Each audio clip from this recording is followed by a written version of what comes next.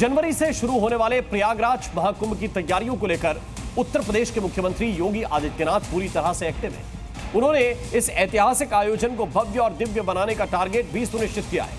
योगी आदित्यनाथ हर पल की तैयारियों पर नजर बनाए हुए हैं, ताबड़तोड़ बैठकें कर रहे हैं और हर विभाग को क्लियर निर्देश भी दे रहे हैं कि कुंभ क्षेत्र में श्रद्धालुओं को किसी भी प्रकार की असुविधा न होने पाए। वो योगी हैं, वो बेहतरीन प्रशासक हैं।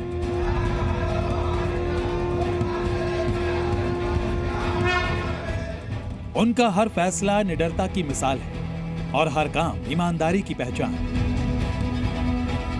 वो संत हैं, लेकिन उनकी सोच आधुनिकता से भरी है। वो नीति निर्माता हैं, जिनकी योजनाओं में विकास की गूंज सुनाई देती है। जहां संकट आता है, वहां उनका दृढ़ नेतृत्व ही रास्ता बनाता है। जो कहते हैं वही करते हैं और इसलिए योगी आदित्यनाथ का काम बोलता है। धर्म के रक्षक, गरीबों के मसीहा और अपराधियों के काल, यही है योगी आदित्यनाथ। उनका नाम और काम ही उनकी कहानी है। इस वक्त मुख्यमंत्री योगी आदित्यनाथ अपने अगले मिशन पर जुटे हैं। वो मिशन है प्रयागराज महाकुंभ का। अपनी दूरदर्शिता, कुशल प्रबंधन और निष्ठा के साथ योगी आदित्यनाथ महाकुंभ को अभूतपूर्व बनाने के लिए हर संभव कोशिश कर रहे हैं।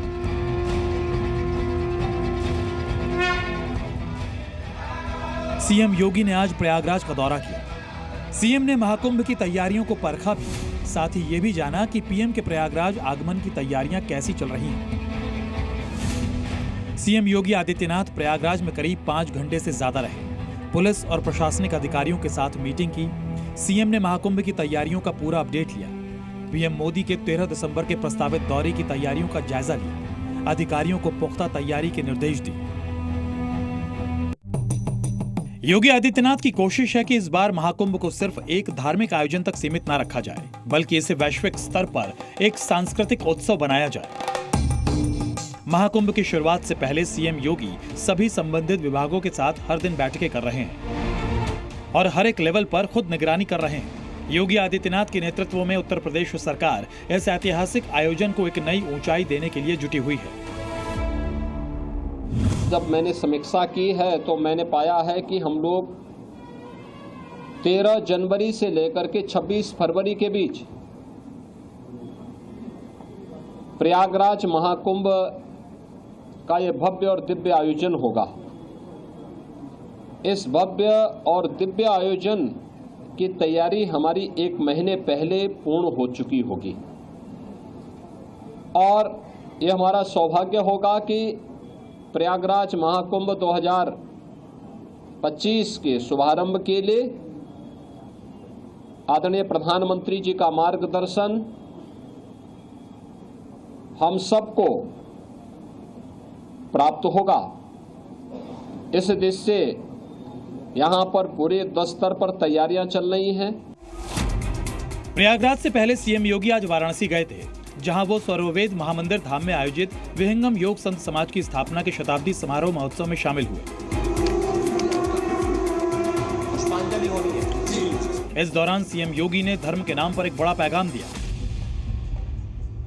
आप तो एक बड़ी समृद्ध आध्यात्मिक परंपरा के साथ साथ राष्ट्र धर्म के लिए समर्पित एक महत्वपूर्ण कड़ी के साथ अपने आप को जोड़ रहे हैं।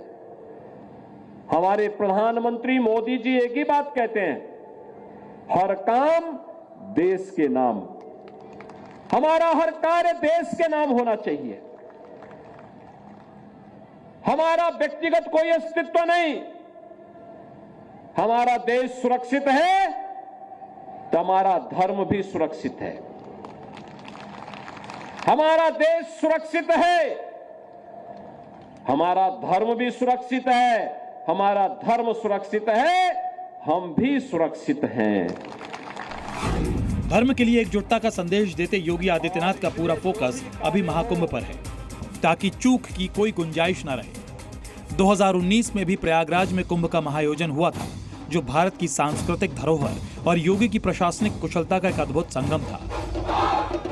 विदेश मंत्रालय के माध्यम से उन सबको अनुरोध किया कि आप अपने देश के कम से कम एक व्यक्ति को जो नॉन हिंदू हो उसको भेजें। हिंदू तो आप स्वाभाविक रूप से आएगा, लेकिन कोई ऐसा व्यक्ति जिसको दुनिया के सबसे बड़े सांस्कृतिक जमावड़े का साक्षी बनना है, वह प्रयागराज आए और देखें कि कैसे इतने बड़े आयोजन को हम स्वच्छता, सुरक्षा और सुव्यवस्था के मानक को पूरी दृढ़ता के साथ लागू करते हुए यहाँ पे संपन्न कर रहे हैं। इस आयोजन को सफल बनाने के पीछे सबसे बड़ा श्रेय उत्तर प्रदेश के मुख्यमंत्री योगी आदित्यनाथ को जाता है, जिनकी सटीक प्लानिंग और बेहतरीन मैनेजमेंट की वजह से इसे वैश्विक मंच पर एक बेमिसाल पहचान मिली। और इस बार भी योगी सरकार गंभीरता और प्रतिबद्धता के साथ महाकुंभ 2025 का आयोजन करवाने जा रही है। ब्यूरो रिपोर्ट, जी मीडिया। तो सीएम योगी की हर संभव कोशिश है कि प्रयागराज महाकुंभ में किसी तरह की कोई दिक्कत किसी को नहीं होनी चाहिए, और इसीलिए उन्होंने एक और क्लियर कट ऑर्डर दिया है।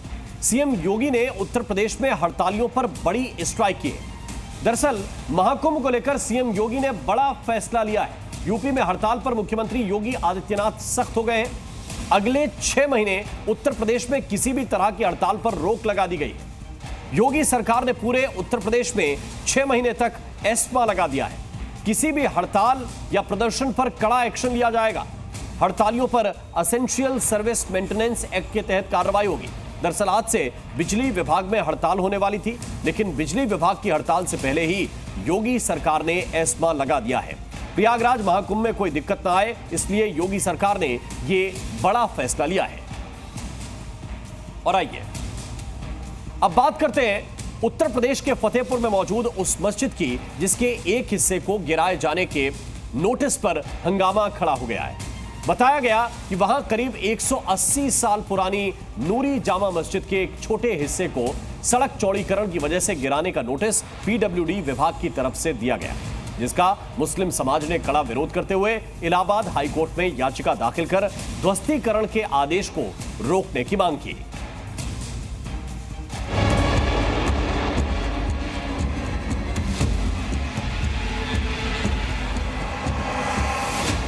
मस्जिद के हिस्से को गिराने के आदेश पर हंगामा।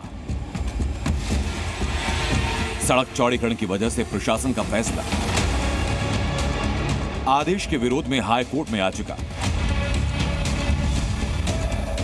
ये यूपी के फतेहपुर में मौजूद वो ऐतिहासिक नूरी जामा मस्जिद जो करीब 180 साल पुरानी है, लेकिन ये मस्जिद इस समय चर्चा का केंद्र है। उसके पीछे वजह है प्रशासन को फैसला, जिसका मस्जिद कमेटी समेत इलाके के मुस्लिम समुदाय ने कड़ा विरोध किया। इस विरोध की वजह है पीडब्ल्यूडी का वो नोटिस, जिसमें नूरी जामा मस्जिद के एक हिस्से को आंशिक रूप से गिराने की बात कही गई, और इसके पीछे वजह है वहां होने वाला सड़क का चौड़ीकरण। बताया गया कि फतेहपुर से बादा जाने वाले सड़क का चौड़ीकरण किया जाना है, जिसके मुख्य मार्ग पर नूरी जामा मस्जिद मौजूद है। लिहाजा मस्जिद के एक हिस्से को आंशिक तौर पर हटाया जाएगा। इसके लिए पीडब्ल्यूडी ने नोटिस जारी किया, जिसके विरोध में मस्जिद कमेटी ने इलाहाबाद हाईकोर्ट में याचिका दाखिल की, जिसमें एएसआई से मस्जिद को संरक्षित स्मारक घोषित करने की मांग की और ध्वस्तीकरण पर रोक लगाने की मांग की गई। मेरे पीछे आप जो मस्जिद जो आप देख रहे हैं, ये है नूरी जामा मस्जिद। ये फतेहपुर से बांदा का मुख्य सड़क मार्ग ये है, और इस सड़क के चौड़ीकरण को लेकर यहाँ पर ये कहा गया है कि अगर सड़क को चौड़ीकरण करने के लिए इस मस्जिद के एक भाग का जो ध्वस्तीकरण है वो होना जरूरी है। हालांकि यहाँ पे मस्जिद कमेटी इस पूरे मामले को लेकर हाईकोर्ट का रुख उन्होंने किया है। सिर्फ मस्जिद नहीं, वहां सड़क के किनारे बसे 133 मकानों को भी चौड़ीकरण की वजह से गिराने का नोटिस पीडब्ल्यूडी की तरफ से दिया गया। सामने का जो हिस्सा है, जो फ्रंट का जो हिस्सा है, उसके बगल का जो हिस्सा है, वो मुख्य जो सड़क मार्ग है उससे बिल्कुल लगा हुआ मार्ग है। इसी हिस्से को तोड़ने की जो बात है वो कही जा रही है। इस इलाके के लोगों ने मस्जिद के धार्मिक, सांस्कृतिक और सामाजिक महत्व की बात करते हुए पीडब्ल्यूडी के आदेश का विरोध किया। तो रोड से रास्ता आज गवर्नमेंट साइड करके थोड़ा दबा के निकाल सकती है। तो ये गवर्नमेंट से हमारी गुजारिश है कि वैसे ही काम किया जाए कि हमारी मस्जिद भी बच जाए और आपका रास्ता भी बन जाए। इसी बीच नूरी जामा मस्जिद के मुतवल्ली मोहम्मद मोइन खान ने मस्जिद को ऐतिहासिक और सांस्कृतिक महत्ता का हवाला देते हुए कोर्ट के फैसले के साथ होने का दावा किया कि ये मस्जिद प्राचीन काल की धरोहर है। जैसा कि 1956 के एक्ट में या 58 के एक्ट में आया है कि जो पुरानी चीज़ें हैं वो प्राचीन काल के, उनसे छेड़छाड़ न की जाए। तो हमें कोर्ट से पूरी उम्मीद है कि कोर्ट मस्जिद के पक्ष में और इस गांव के हित में न्याय करेगी।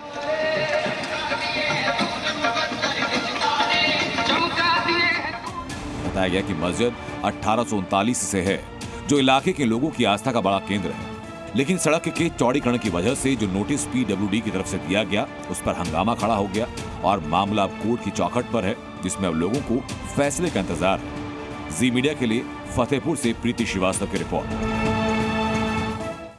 और उत्तर प्रदेश में जारी मस्जिद विवाद से जुड़ी दो और खबरें सामने आई, जौनपुर और मुजफ्फरनगर से, जहां मामला कोर्ट की चौखट तक पहुंचने के साथ ही पाकिस्तानी कनेक्शन भी सामने आया।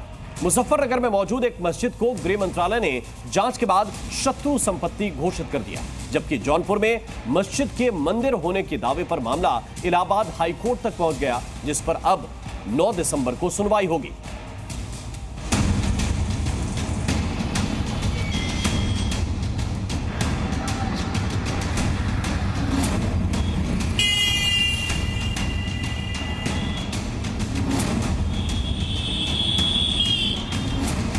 यूपी के दो अलग अलग जिलों से मस्जिद पर हुए विवाद की ये तस्वीरें हैं, जिसमें मुजफ्फरनगर में मौजूद मस्जिद को गृह मंत्रालय ने जांच के बाद शत्रु संपत्ति घोषित कर दिया, जबकि जौनपुर में अटाला मस्जिद को हिंदू पक्ष ने मंदिर बताया, जिस पर मामला इलाहाबाद हाईकोर्ट पहुंच गया, जिस पर अब 9 दिसंबर को सुनवाई होगी। सबसे पहले बात यूपी के मुजफ्फरनगर की, जहां मौजूद मस्जिद को लेकर इन दिनों विवाद गहराया हुआ है। रेलवे स्टेशन के ठीक सामने मौजूद इस मस्जिद को गृह मंत्रालय ने गहन जांच के बाद शत्रु संपत्ति घोषित कर दिया, जिससे मुस्लिम समुदाय नाराज दिखा। बताया गया कि पिछले 1.5 साल से ये मामला जांच के दायरे में था, जिस पर जिलाधिकारी की अध्यक्षता में गठित एक टीम ने दोनों पक्षों की बात सुनने के बाद रिपोर्ट गृह मंत्रालय को सौंपी, जिसके बाद ये फैसला आया। जिलाधिकारी की रिपोर्ट में दावा किया गया कि ये संपत्ति पाकिस्तान के पहले प्रधानमंत्री लियाकत अली खान के पिता रुस्तम अली के नाम पर दर्ज थी, जो विभाजन के समय परिवार के साथ पाकिस्तान चले गए, जिसके बाद इस संपत्ति को शत्रु संपत्ति के रूप में चिन्हित किया गया।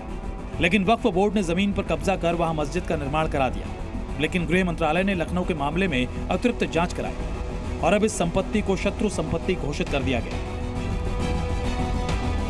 वहीं पिछले 18 महीने से इस मामले की लड़ाई लड़ रहे शिकायतकर्ता संजय अरोड़ा ने मस्जिद के अवैध निर्माण के साथ वहां बनाई गई दुकानों पर भी सवाल खड़े किए। लैंड जिहाद के तहत जो है 1918 में किसी ने इसे मस्जिद लिखा दिया और ये लैंड जिहाद करते हुए इस जमीन को कब्जाने का कार्य किया था। अब ये शत्रु संपत्ति जो है सबके सामने आ गई है। इस जमीन के शत्रु संपत्ति घोषित होने पर अब प्रशासन ने भी जरूरी कदम उठाने का दावा किया। इस इमारत को जो है वो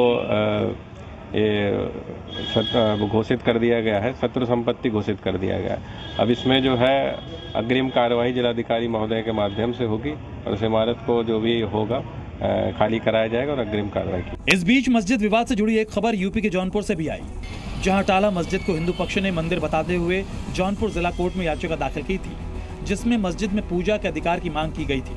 जिला कोर्ट ने इस याचिका को सुनवाई के योग्य माना तो मुस्लिम पक्ष ने इसे इलाहाबाद हाईकोर्ट में चुनौती दी, जिस पर अब 9 दिसंबर को सुनवाई होगी। न्यायालय में यहाँ न्यायालय सिविल जज जूनियर डिवीजन शहर में मूलवाद पर सुनवाई होगी और फाइनली हमारे पक्ष में आदेश आएगा और अटाला देवी का मंदिर अपने पुनः पूरे गौरव के साथ स्थापित होगा। और हम लोगों को मुस्लिम पक्ष ने वहां मस्जिद होने का भी दावा किया है। हम तो यही कहेंगे कि अचला मंदिर नहीं बल्कि अटाला मस्जिद है, आज से नहीं है। 1882 से हमारे पास रेवेन्यू रिकॉर्ड्स है कि अटाला मस्जिद है। हिंदू पक्ष का दावा है कि 13वीं शताब्दी में राजा विजय चंद्र ने वहां अटला देवी मंदिर का निर्माण कराया था, जिसे बाद में तोड़कर वहां मस्जिद बना दी गई। बहरहाल दोनों पक्षों के अपने अपने दावे हैं, जिस पर अब कोर्ट को फैसला लेना है। मुजफ्फरनगर से अंकित मित्तल के साथ जौनपुर से जी मीडिया के लिए अजीत सिंह की रिपोर्ट। और अब बात करते हैं संभल की शाही जामा मस्जिद की, जिसे हरिहर मंदिर बताया जा रहा है। इसका प्रमाण सरकारी दस्तावेजों में भी है, जिसकी एक्सक्लूसिव रिपोर्ट जी न्यूज ने आपको दिखाई थी। वहीं इससे जुड़े और प्रमाण भी मिले हैं, जिसमें हरिहर मंदिर की बात सामने आई। ये प्रमाण जामा मस्जिद के अंदर नहीं बल्कि मस्जिद से 10 किलोमीटर दूर है। और उस प्रमाण का संबंध कृष्ण युग यानी द्वापर युग से है।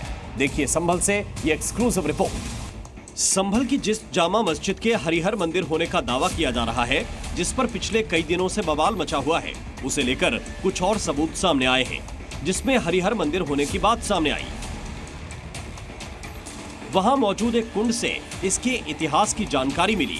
बताया गया कि इसी कुंड की मिट्टी से हरिहर मंदिर का निर्माण किया गया था, जहां आज शाही जामा मस्जिद खड़ी है। इसके विषय में बताते हैं कि पृथ्वीराज चौहान की जिनकी संभल राजधानी रहा था, उनकी बेटी इस मंदिर में संभल से पूजा करने आती थी। यहाँ के लोग श्री हरि मंदिर जाते थे।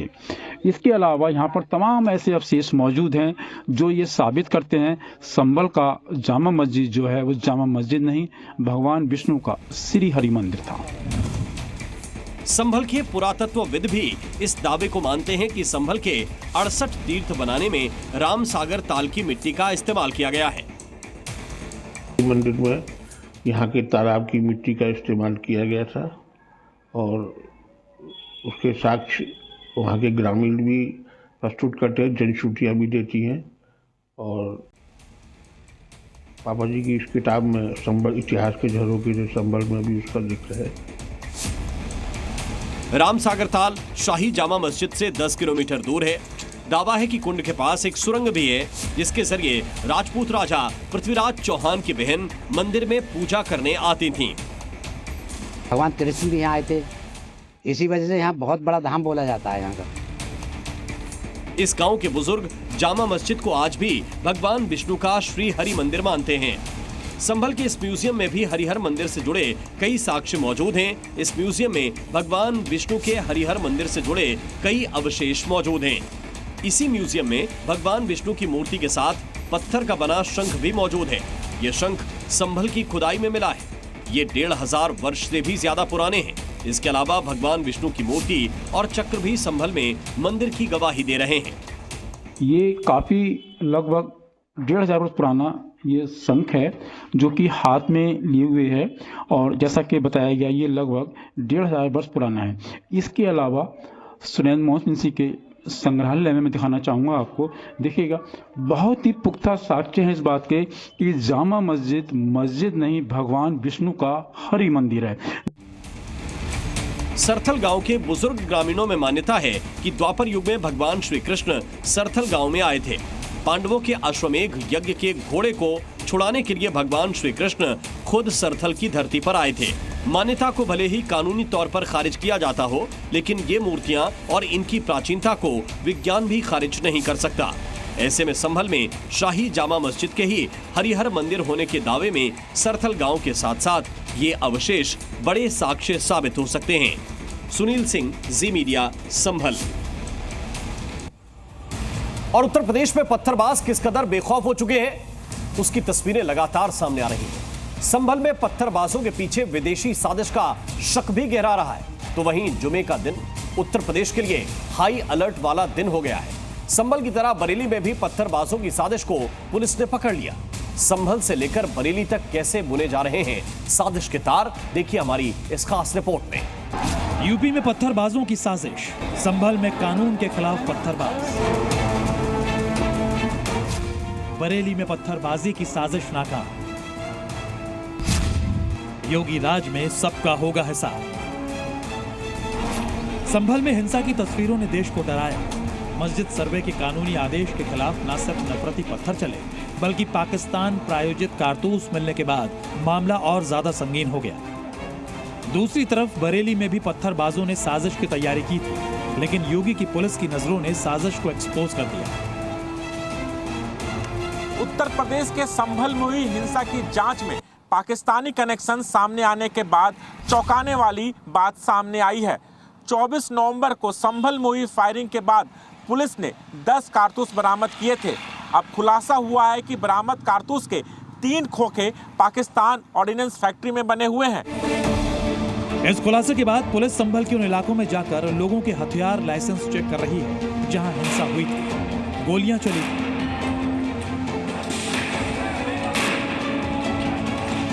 पुलिस को लाइसेंसी बंदूक से इन कारतूसों के इस्तेमाल का शक है। यही वजह है कि हिंसा प्रभावित इलाकों में लाइसेंस की चेकिंग हो रही है। कारतूसों की जांच की जा रही है। आपको बता दें कि सबसे पहले 3 दिसंबर को 6 खोखे मिले थे। उसके अगले दिन यानी 4 दिसंबर को पुलिस ने फिर सर्च ऑपरेशन चलाया, जिसमें पाकिस्तान में बना कारतूस मिला। और फिर 5 दिसंबर को खोखे मिले, जिसमें मेड इन अमेरिका लिखा हुआ था। इसके बाद यह आशंका और मजबूत हुई कि संभल की हिंसा में पाकिस्तान का कनेक्शन है। यही नहीं, संभल में पुलिस आतंकी कनेक्शन के सबूत भी तलाश रही है। आरोपियों के मोबाइल की जांच की जा रही है। विदेशी फंडिंग का भी पता लगाने की कोशिश है। पुलिस हर एंगल से जांच कर यह पता लगाने की कोशिश कर रही है कि संभल में साजिश के कितने किरदार हैं। 10 जो अभी तक कार्ट्रिजेज हैं, जो फायर्ड केस हैं, उनमें से एक मिसफायर है, बाकी सब फायर्ड कार्ट्रिजेज हैं, वो केस हैं, पुलिस को मिले हैं। फॉरेंसिक टीम ने उनको सील करके जो प्रॉपर विधिक कार्रवाई है उसके बाद है वो बैलिस्टिक एक्सपर्ट्स को भेजे जाएंगे। वहां से उनकी राय आने के बाद में पुलिस की विवेचना में उनको सम्मिलित किया जाएगा। वहीं 6 दिसंबर जुमे के दिन यूपी के बरेली में एक बड़ी साजिश को नाकाम किया गया। शुक्रवार को बरेली में पुलिस पूरी तरह से मुस्तैद थी। फ्लैग मार्च के साथ साथ ड्रोन से चप्पे चप्पे की निगरानी रखी जा रही थी। निगरानी के दौरान आला हजरत मस्जिद के पास से छतों पर पत्थर का ढेर नजर आया। ड्रोन कैमरे में पत्थरों का अंबार नजर आते ही पुलिस तुरंत एक्शन में आई और छतों से पत्थरों के ढेर को तुरंत हटवाया गया। ईंट पत्थरों की तस्वीर सामने आते ही सभी प्रमुख मस्जिदों पर पुलिस की तैनाती को बढ़ा दिया गया, जिससे किसी भी तरह के बवाल के बिना जुमे का दिन गुजर गया। थोड़ा सतर्कता भी बढ़ती जा रही है कि बिना किसी दिक्कत के सब कुछ आराम से संपन्न हो जाए, और इसीलिए ड्रोन के माध्यम से भी निगरानी की जा रही है और साथ ही साथ लगातार पैदल गश्त भी किया जा रहा है। जो भी संवेदनशील इलाके हैं उधर पैदल गश्त भी की जा रही है, जिससे लोगों में विश्वास की बहाली हो कि पुलिस उनकी सुरक्षा के लिए लगातार तत्पर है। यूपी में सांप्रदायिक तनाव को साजिश के तहत अंजाम देने की लगातार कोशिश की जा रही है। पत्थरबाज बेखौफ होकर खूनी खेल खेलने गलियों में उतर रहे हैं। लेकिन संभल में मिले सबूतों ने इस आशंका को मजबूत किया है कि साजिश देश के मुसलमानों की नहीं है, बल्कि पाकिस्तान को खुदा मानकर हिंदुस्तान को चोट पहुंचाने का मकसद रखने वाले चंद मौका परस्त इसके जिम्मेदार हैं। और योगी राज में इन गुनहगारों का इलाज बहुत जल्द तय होगा। बरेली से अजय कश्यप, संभल से राजू राज और सुनील सिंह के साथ ब्यूरो रिपोर्ट, जी मीडिया। और 23 नवंबर को संभल में हुई हिंसा के नाम पर एक फर्जी वीडियो के जरिए लोगों को भड़काने की साजिश का खुलासा हुआ है। YouTube पर मोहम्मद मोमिन हुसैन नाम के एक यूजर ने संभल हिंसा को लेकर एक फर्जी वीडियो अपलोड करके लोगों को भड़काने की कोशिश की है। वीडियो के कैप्शन में लिखा है कि संभल मस्जिद, यानी यह बताने की साजिश की गई है कि यह वीडियो संभल हिंसा का है। संभल पुलिस की साइबर सेल ने अब इस मामले में केस दर्ज किया है। पुलिस ने YouTube, Facebook, Instagram और X को चिट्ठी लिखकर मोमिन का डेटा मांगा है।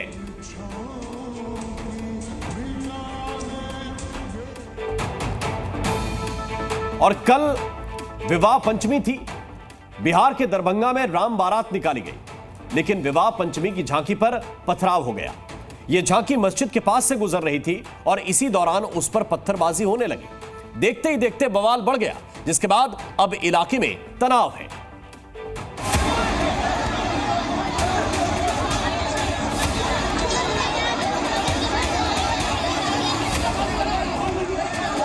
बहसबाजी हो रही है, पत्थर बरस रहे हैं, भीड़ एक दूसरे की जान लेने पर आमादा है,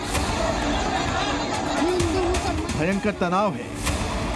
ये तस्वीरें हैं दरभंगा के तरौनी इलाके की।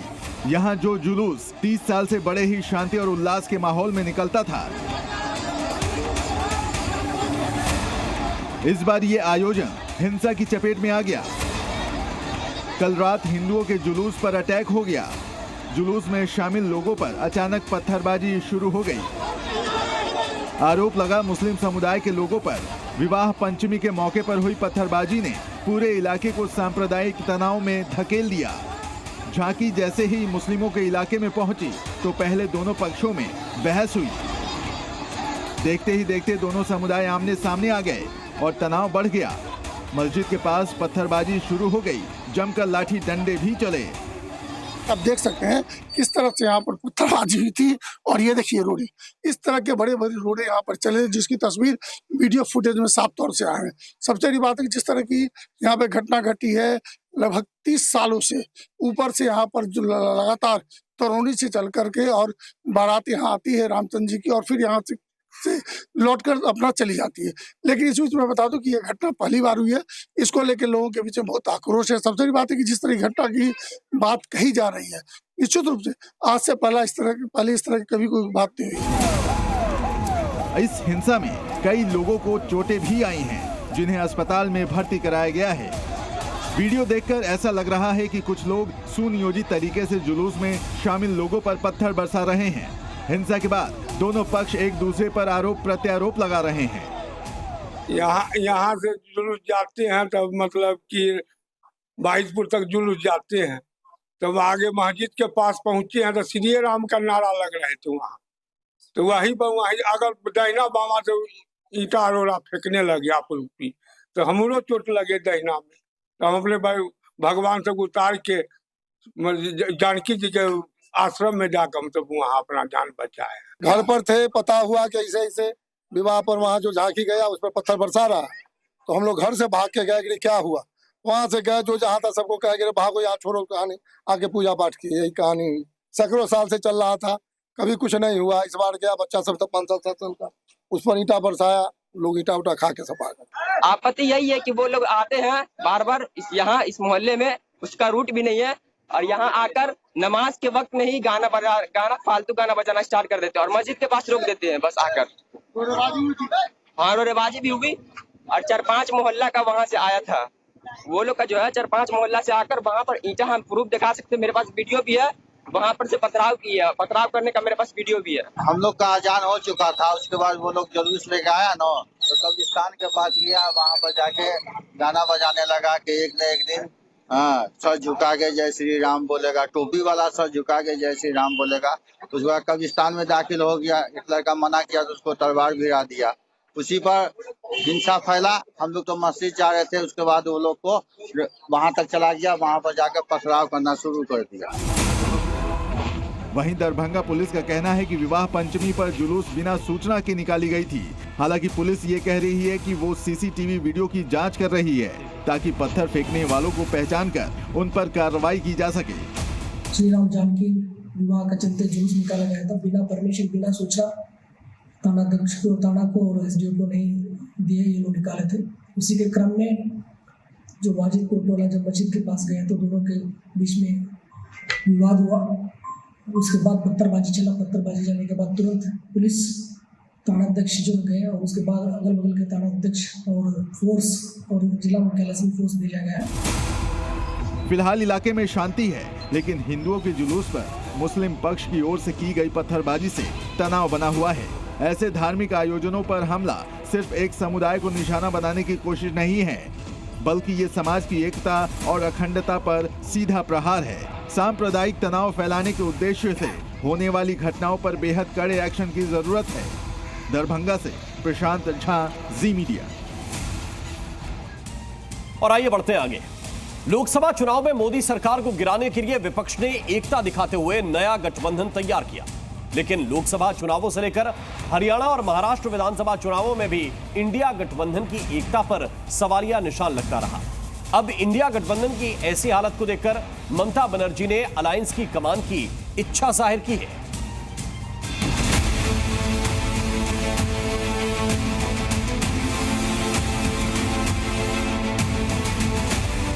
केंद्र की सत्ता से बीजेपी और प्रधानमंत्री को हटाने के लिए विपक्ष ने जिस भानुमति के कुनबे को इकट्ठा किया था, उसकी आंच हर चुनाव के बाद धीमी होती चली गई और अब हरियाणा और महाराष्ट्र में करारी हार के बाद इंडिया ब्लॉक में नई रार छिड़ गई है।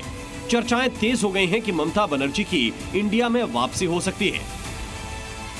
ममता दीदी ने एक इंटरव्यू में कहा है, मैंने इंडिया गठबंधन का गठन किया था, अब इसे मैनेज करना मोर्चे का नेतृत्व करने वालों पर निर्भर है। अगर वो ये नहीं कर सकते तो मैं क्या कर सकती हूँ? अगर मुझे अवसर दिया गया तो मैं इसका सुचारू संचालन सुनिश्चित करूंगी। ममता बनर्जी ने इंडिया में शामिल होने की इच्छा तो जताई, लेकिन अगुवाई वाली शर्त के साथ। तो महाराष्ट्र में हार के बाद नई कमान तलाश रहे संजय राउत को ये एक बड़ा मौका नजर आया। हम सब चाहते हैं कि ममता जी इंडिया ब्लॉक की प्रमुख घटक रहे, हमारे साथ रहे, चाहे ममता जी हो, चाहे अरविंद केजरीवाल जी हो। हाँ, शिवसेना हो, हम सब लोग एक साथ है। कुछ थोड़े बहुत अगर मतभेद है, हम खुद कोलकाता में जाकर ममता दीदी से बात करने वाले हैं। हालांकि इंडिया गठबंधन में नए कप्तान की चर्चा तेज होने पर सवाल भी उठ रहे हैं कि क्या विपक्षी गठबंधन को लीड कर रही कांग्रेस और राहुल गांधी को साइडलाइन करने की तैयारी है।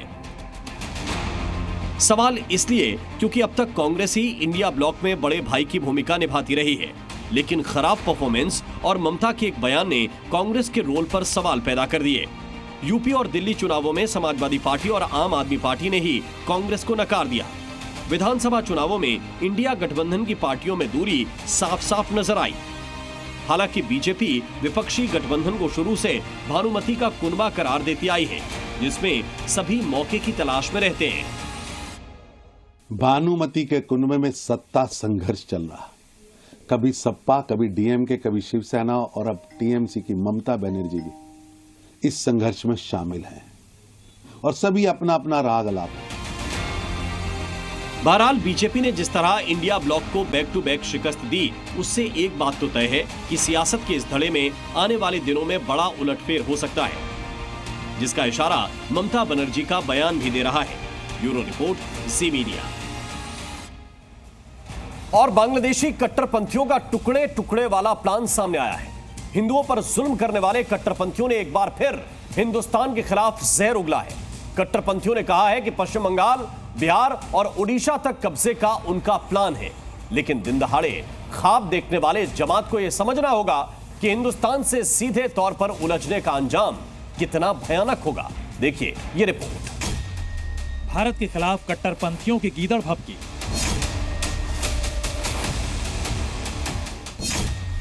पहले असम से दिल्ली तक कब्जे की धमकी, अब बंगाल, बिहार, ओडिशा पर कट्टरपंथी नजर। हिंदुओं पर जुल्म, ज्यादती और दुनिया भर में बदनामी के बाद बांग्लादेशी कट्टरपंथियों की जमात अब गीदड़ भभकी पर उतर आई है। बांग्लादेशी कट्टरपंथी आजकल दिन में ही ख्वाब देखने लगे हैं। ख्वाब भी ऐसे ऐसे जो 7 जन्म लेने के बाद भी पूरे नहीं हो सकते। बंगाल, बिहार, ओडिशा पर कब्जे का ख्वाब देखने वाला ये कट्टरपंथी बीएनपी लीडर है। बीएनपी यानी बांग्लादेश नेशनलिस्ट पार्टी, जिसकी मुखिया हैं बेगम खालिदा जिया। बीएनपी नेता राहुल कबीर रिजवी अपने भड़काऊ बयान में बंगाल, बिहार, ओडिशा पर कब्जा करने की धमकी दे रहे हैं। रिजवी ने कहा कि जहां जहां नवाबों का राज था, उन राज्यों पर दावा करेंगे। यहां समझने वाली बात यह है कि बीएनपी लीडर को भारत विरोधी बयान देने की हिम्मत कहां से मिली। किसकी शह पर राहुल कबीर रिजवी ने बंगाल, बिहार, ओडिशा पर कब्जे की गीदड़ भभकी दी? इसका जवाब यहां है। इस तस्वीर को गौर से देखिए। कट्टरपंथियों को इतनी शह मिलने की वजह आपको बताते हैं। पिछले हफ्ते ढाका में पाकिस्तानी हाई कमिश्नर से पूर्व प्रधानमंत्री बेगम खालिदा जिया ने खास मुलाकात की। करीब 1.5 घंटे तक चली मुलाकात खालिदा जिया के घर पर हुई थी। यानी बांग्लादेश नेशनलिस्ट पार्टी की मुखिया को भी यूनुस की तरह पाकिस्तान के इशारे पर चलना अच्छा लगने लगा है, क्योंकि खालिदा जिया की रिहाई पाकिस्तान परस्त कट्टरपंथियों के इशारे पर ही हुई थी। ऐसे में आप समझ सकते हैं कि राहुल कबीर रिजवी खालिदा जिया के इशारे के बिना भारत विरोधी बयान दे ही नहीं सकते। देखिए, अपने प्रोपेगेंडा में तो जो ये कट्टरपंथी हैं इस्लामिक बांग्लादेश में जो हैं और दुनिया भर में जो भी हैं, उनके तो क्लेम्स हमेशा ही रहते हैं कि हम डेमोग्राफी बदल देंगे, हमारा राज आ जाएगा सारा, हम रूल करेंगे, शारिया आ जाएगी। तो कुछ प्रयास भी करते हैं, डेफिनेटली यस, बट मेरे विचार से अब भारत बहुत सतर्क हो गया है। असम में फिलहाल जो हुआ, जिस हालात में पहुंचे हैं वो बात अलग है, परंतु आगे अब मुझे नहीं लगता कि ये कट्टरपंथी ऐसा इन्फ्लुएंस ज़्यादा कर पाएंगे जिसके चलते बिहार और उड़ीसा की डेमोग्राफिक बदल दी जाएगी। बांग्लादेशी कट्टरपंथियों की भीड़ ने असम से दिल्ली तक कब्जे की भी धमकी दी थी। कट्टरपंथियों की हिंसक भीड़ ने खुलेआम सड़कों पर उतरकर असम से दिल्ली तक कब्जे की गीदड़ भभकी दी थी। कट्टरपंथी असम से दिल्ली तक कब्जे का सपना क्यों देख रहे हैं, अब ये भी समझ लेते हैं। भारत के सभी राज्यों में मुस्लिम आबादी है, लेकिन असम 34% आंकड़े के साथ टॉप पर है। दूसरे नंबर पर पश्चिम बंगाल है, यहाँ राज्य की आबादी 27% मुस्लिम है। इसके बाद यूपी और बिहार का नंबर आता है, लेकिन असम में मुसलमानों की जनसंख्या बढ़ने के पीछे बांग्लादेश से अवैध घुसपैठ भी एक बड़ा फैक्टर है। इसलिए असम के सीएम लगातार इस मामले पर खुलकर बोलते रहे हैं। बदलते डेमोग्राफी मेरे लिए, मैं असम से आया हूँ, ये मेरे लिए बहुत बड़ा मुद्दा है। इसलिए मैं असम में, बंगाल में हर दिन, मेरा असम में मुस्लिम पॉपुलेशन 40% हो चुका है। 1951 में 12%, आज असम में मुस्लिम पॉपुलेशन 40%, हम जिला की जिला खो चुका है। तो मेरे लिए ये मुद्दा पॉलिटिकल नहीं है, मेरे लिए ये जीना और मरने का मुद्दा है। इसलिए मैंने उसका साथ ही हर दिन संघर्ष करता हूँ। देश के कई राज्यों में बांग्लादेशी घुसपैठियों की बढ़ती संख्या मुसीबत बन चुकी है। बांग्लादेशियों की बढ़ती जनसंख्या ने झारखंड, असम और बंगाल के कई इलाकों की डेमोग्राफी ही बदल कर रख दी है। ब्यूरो रिपोर्ट, जी मीडिया। और आइए अब आपको बताते हैं कि असम में जिस डेमोग्राफिक बदलाव की बात मुख्यमंत्री हिमंता कर रहे हैं वो वास्तव में है क्या, इसको भी आप समझिए। असम के कई जिलों में हिंदू अल्पसंख्यक होने के सबूत हम आपको दिखा रहे हैं। 1951 के दौरान असम में 12% मुस्लिम आबादी थी, जो अब 40% तक पहुंच गई। आंकड़ों के हिसाब से अगर बात करें तो 2001 में निचले असम के 6 जिले मुस्लिम बाहुल्य हो चुके थे। 2011 में 9 जिले मुस्लिम बाहुल्य हो गए। इन जिलों में मुस्लिम आबादी 50 से 80% तक मानी जाती है। 9 जिलों के अलावा कामरूप, कछार और नलबाड़ी में भी मुसलमानों की आबादी करीब 40% है। दारंग और हैलाकांडी में भी 60% से ज्यादा मुस्लिम आबादी है। असम में बदली हुई आबादी के बाद कुल 45 विधानसभा सीटों पर फैसला मुस्लिम वोटरों के हाथों में चला गया है। और कट्टरपंथियों की जमात सिर्फ घुसपैठ तक ही सीमित नहीं है। आजकल इनको आईएसआई और पाकिस्तान की सरकार अपने इशारों पर नचा रही है। मोहम्मद यूनुस और बांग्लादेश की सेना इन दिनों पाकिस्तान के हाथों की कठपुतली बनी हुई है।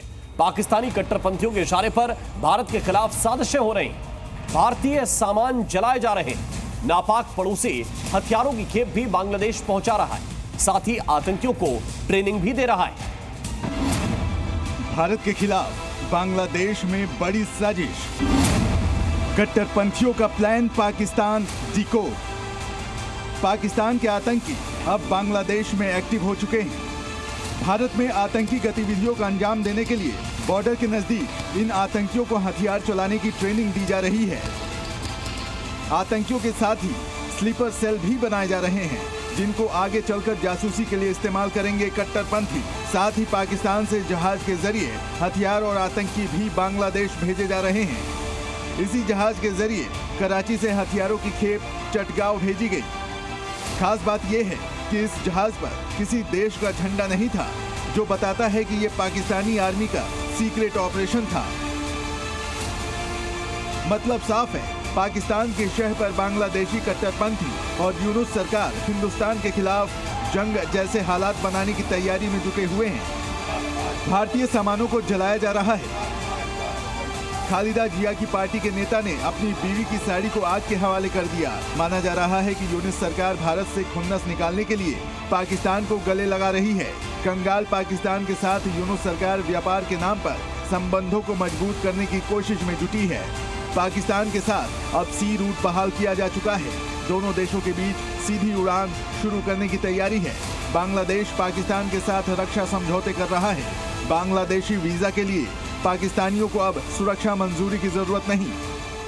देखिए, बांग्लादेश में जो कट्टरपंथी हैं, उनकी मंशा तो यह है पहली अव्वल दर्जे की कि अपने देश के अंदर शारिया लॉ कायम किया जाए, और शारिया लॉ ना भी हो तो इस्लाम जितने ज़्यादा से ज़्यादा पब्लिक लाइफ में, एजुकेशन में, सोशल प्रैक्टिसेस में इम्प्लीमेंट हो।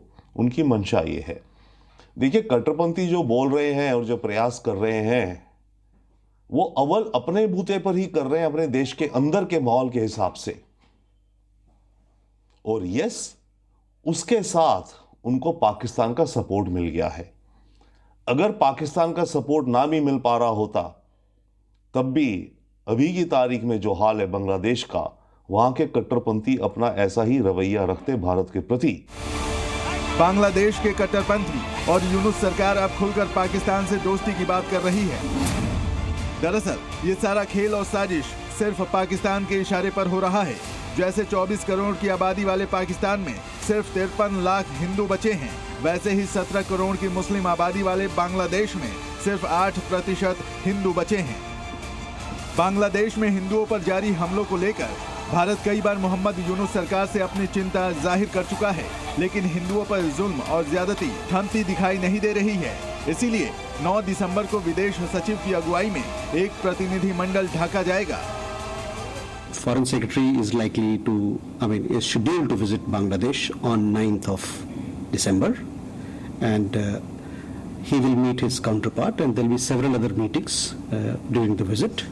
Foreign Office consultations led by the Foreign Secretary is a structured engagement between India and Bangladesh. We look forward to this meeting. इस बीच बांग्लादेश की यूनुस सरकार ने कोलकाता और त्रिपुरा से अपने 2 डिप्लोमेट्स को वापस बुला लिया है। उधर कट्टरपंथियों ने बांग्लादेश के राष्ट्रगान को लेकर भी विवाद छेड़ दिया है। कट्टरपंथियों ने कहा है कि बांग्लादेश का राष्ट्रगान 1971 में भारत ने उस पर थोपा था और यह राष्ट्रगान बांग्लादेश के विभाजन और 2 बंगाल के एक होने के समय को दर्शाता है, इसलिए इसे बदलने की जरूरत है। हालांकि बांग्लादेश की अंतरिम सरकार ने राष्ट्रगान में बदलाव करने से साफ तौर पर इनकार कर दिया है। बांग्लादेश को समझना होगा कि पाकिस्तान कट्टरपंथी एजेंडा सेट कर रहा है। अगर बांग्लादेश पाकिस्तान के लिए ऐसे ही टेस्टिंग लैब बना रहा तो वो दिन दूर नहीं जब उसका हाल पाकिस्तान जैसा ही होगा। ब्यूरो रिपोर्ट, जी मीडिया। और पिछले महीने दिल्ली पुलिस ने अपराधियों पर शिकंजा कसने के लिए ऑपरेशन कवच चलाया था, लेकिन लगता है कि राजधानी में अपराधियों के हौसले अब भी बुलंद हैं। तभी तो उनको ना कानून का डर है और ना ही किसी तरह का खौफ। आज सुबह सुबह गोलियों से दिल्ली थर्रा उठी। बदमाशों ने मॉर्निंग वॉक पर निकले बर्तन कारोबारी को बीच बाजार गोलियों से छलनी कर दिया। इसके बाद आम आदमी पार्टी और बीजेपी आमने सामने है। देश की राजधानी दिल्ली अब क्राइम कैपिटल बन चुकी है। दिल्ली में हो रही क्राइम की वारदातों ने झकझोर दिया है। अलग अलग इलाकों में 3 मर्डर से दहल उठी है दिल्ली। शादरा में सुबह सुबह कारोबारी की गोली मारकर हत्या कर दी गई। बाइक से आए 2 बदमाशों ने बीच सड़क पर ताबड़तोड़ फायरिंग कर कारोबारी को मौत के घाट उतार दिया। मृतक कारोबारी का नाम सुनील जैन है, जिन पर बाइक सवार 2 बदमाशों ने फायरिंग की। सुनील जैन यमुना स्पोर्ट्स कॉम्प्लेक्स से अपने घर लौट रहे थे, तभी बाइक से आए 2 बदमाशों ने उन पर ताबड़तोड़ फायरिंग शुरू कर दी, जिसके बाद वो जमीन पर गिर गए। मार्क आप देख रहे हैं, यहाँ पर जो पुलिस पहुंची थी उन्होंने जो यहाँ से खाली खोल बरामद किए हैं वो यहाँ पर क्राइम टीम ने पूरे मार्क किए हैं। उसके बाद में आगे की तरफ जो मिट्टी आप देख रहे हैं यहाँ पर वो आकर के ज़मीन पर गिर गए थे। उसके बाद में वो यहीं पर ही बेहोश हो गए थे और फिर उन्हें आनन फानन में जो पास का अस्पताल है वहाँ पर उनको ले जाया गया और फिर इलाज के दौरान सुनील जैन की मौत हुई है। पुलिस हत्यारों की तलाश कर रही है। FIR दर्ज कर लगातार दबिश दी जा रही है। इस बीच दिल्ली में कानून व्यवस्था पर राजनीति भी तेज हो गई है। आम आदमी पार्टी राष्ट्रीय संयोजक अरविंद केजरीवाल ने दिल्ली के कानून व्यवस्था पर सवाल उठाए। दिल्ली की कानून व्यवस्था बहुत भयावह हो गई है। लॉ एंड ऑर्डर की बहुत बुरी हालत हो गई है और खुलेआम गोलीबारी हो रही है, खुलेआम चाकूबाजी हो रही है। केजरीवाल को जवाब दिया बीजेपी सांसद मनोज तिवारी ने। केजरीवाल को मनोज तिवारी ने किस अंदाज में जवाब दिया, आप खुद ही सुन लीजिए। एक अपराधी अरविंद केजरीवाल, जिनको वो पार्टली अपराध उनका सिद्ध हो चुका है, तभी उनको मुख्यमंत्री पद से सुप्रीम कोर्ट ने हटाया। एक अपराधी जिसको कहा गया कि तुम मुख्यमंत्री के रूप में ऑफिस नहीं जा सकते, तुम फाइल नहीं मंगा सकते, तो इसका मतलब सजा मिली ना, और अपराधी कह रहा है कि अपराध हो रहा है। और इसी के साथ राजनीति में अभी के लिए बस इतना ही। नमस्कार। जी न्यूज़।